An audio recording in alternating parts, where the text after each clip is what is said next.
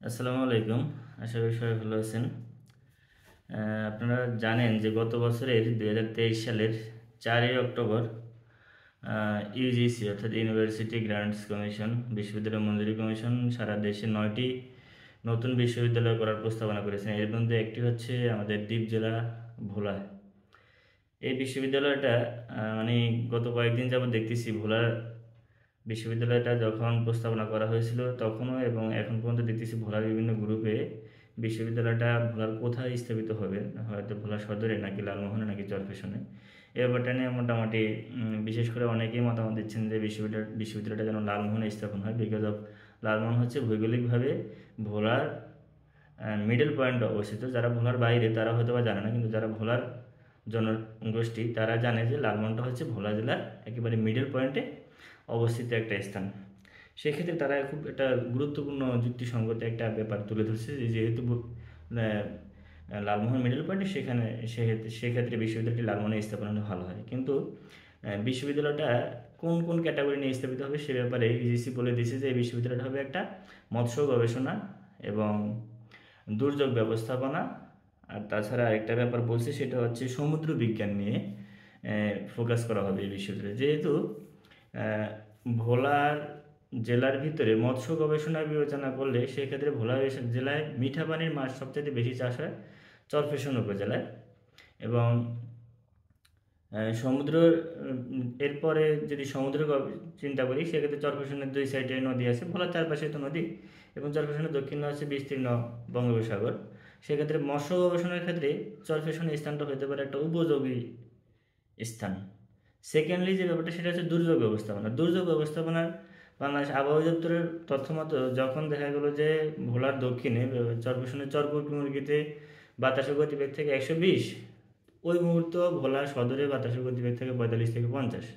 তার মানে এই যে লং একটা এরিয়া, বিস্তীর্ণ একটা এরিয়া যেখানে হচ্ছে ব্যাপক পরিমাণ বৃক্ষ থাকার কারণে বাতাসের গতিবেগটা কমে যায়। সেক্ষেত্রে দুর্যোগ ব্যবস্থাপনার কারণেও কিন্তু চট্টগ্রাম একটা ঝুঁকিপূর্ণ এরিয়া। সেই ক্ষেত্রে দুর্যোগ ব্যবস্থাপনা এবং ম্যানেজমেন্ট বিশ্ববিদ্যালয় যেহেতু এখানে এই ব্যাপারটা ফোকাস করা হবে, সেক্ষেত্রে বিশ্ববিদ্যালয়টা দুর্যোগ ব্যবস্থাপনার কারণে এখানে যদি চরফ্যাশনে বিশ্ববিদ্যালয়টা স্থাপিত হয় তাহলে শিক্ষার্থীরা ওই অঞ্চলে গবেষণাটা বেশি করতে পারবে। থার্ডলি যে ব্যাপার সেটা হচ্ছে যে সমুদ্র গবেষণা, এবং এখানে আরেকটা জিনিস বলা হয়েছে যেটা হচ্ছে পর্যটন। আমরা সমুদ্র গবেষণা যদি আসি, যে চরফ্যাশনে দক্ষিণে হচ্ছে আমাদের সমুদ্র সমুদ্র সৈকত বলি বা বঙ্গোপসাগর বলি। সেক্ষেত্রে সমুদ্র গবেষণার জন্য সে চরফ্যাশন ছাড়া ভোলার অন্য কোথাও সুইটেবল একটা স্থান হবে না, স্বাভাবিকভাবে বোঝা যাচ্ছে ভৌগোলিক অবস্থানের কারণে সেটা এগিয়ে থাকবে। আর যদি পর্যটনের কথা বলি, আমাদের ভোলা সহ সারা দেশেরই অন্যতম একটা হটস্পট বর্তমান সময়ের একটা সম্ভাবনাময় খাত পর্যটন খাত। চরফ্যাশন খুব ভালোভাবে এগিয়ে আছে, বিকজ সেখানে চরকুরমুখী তারবা সি বিচ সহ অন্যান্য জ্যাকব টাওয়ার সহ অন্যান্য কারণে চরফ্যাশনে শুধুমাত্র ভোলার পর্যটকরা যায় ব্যাপারটা তা না, এখানে কিন্তু ভোলার বাহিরেরও গত বছরের রিপোর্ট অনুযায়ী প্রায় 1.5 লাখের মতো পর্যটক শুধু চরকুরমুখীতে এসেছে। তাহলে বোঝা যাচ্ছে যে এটা একটা ভালো পর্যটনের একটা অপার সম্ভাবনাময় স্থান। এই ব্যাপারগুলো ছাড়াও আরেকটা ব্যাপার সেটা যেটা গুরুত্বপূর্ণভাবে চরফ্যাশনে এগিয়ে থাকবে আমি মনে করি, সেটা হচ্ছে যে এটা বিশ্ববিদ্যালয় প্রতিষ্ঠার জন্য যে বিস্তীর্ণ ক্যাম্পাসের দরকার হয় সেটা ভোলা জেলার অন্যান্য উপজেলার চাইতে ওই এরিয়াটা যেহেতু আয়তনে বড় এবং যোগাযোগ ব্যবস্থা ঢাকা থেকে সরাসরি ভালো, সেই ক্ষেত্রে সেটা এগিয়ে থাকতে পারে। অ্যান্ড থার্ডলি এখানে যে আমরা ভোলা লালমোহন চরফ্যাশন এগুলো নিয়ে আঞ্চলিকতা না টেনে আমার ভোলার স্বার্থটা চিন্তা করতে হবে আগে, সবার আগে।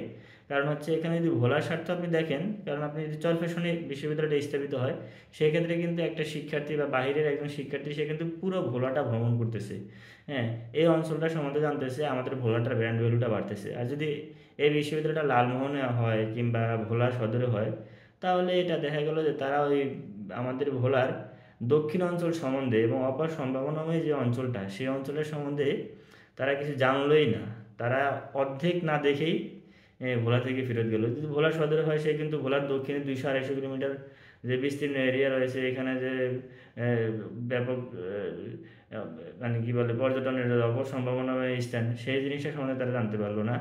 এবং এই এরিয়াতে যে ধরনের সমস্যাগুলোর সম্মুখীন হয় বা যে সম্ভাবনাগুলো আছে এগুলো কোনো কিছু সম্বন্ধে বাইরের পর্যটকরা অবহিত হবে না। সেই ক্ষেত্রে আমি মনে করি যে আমার ব্যক্তিগত মতামত হচ্ছে যে এই বিশ্ববিদ্যালয়টা যদি চরফ্যাশনে স্থাপিত হয় তাহলে আমাদের ভোলার স্বার্থেই অনেক ভালো হবে। সেটা আমার বাইরে যদিও লাভবান, হয়তো আমার মতামতের সাথে আপনার মতামত নাও মিলতে পারে, খুবই স্বাভাবিক ব্যাপার। আপনার যদি কোনো গুরুত্বপূর্ণ মতামত থেকে থাকে অবশ্যই আমাদের কমেন্ট বক্সে জানাবেন, যুক্তিসঙ্গত মতামত।